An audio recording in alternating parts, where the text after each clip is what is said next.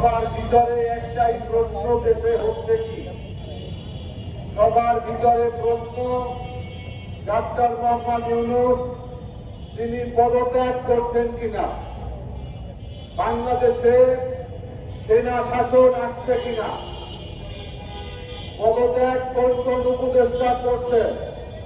এই প্রশ্নগুলো আমাদের সোশ্যাল মিডিয়া, সাধারণ মানুষ এবং বিভিন্ন প্রশাসনের ভিতরে ঘুরপাক খাচ্ছে।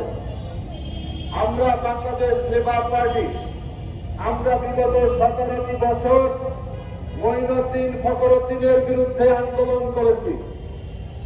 ফখরুদ্দিনকে আন্দোলন করে সরানোর পরে ফখরুদ্দিনের আন্দোলনের ফসল খুনি হাসিনা দায়িত্ব গ্রহণ করেছে। বিগত 15টি বছর এই খুনি হাসিনা সারা বাংলাদেশে হত্যা, গুম, খুন, আয়নাঘর সৃষ্টি করে এদেশের মানুষকে একটা নরকে পরিণত করেছিল।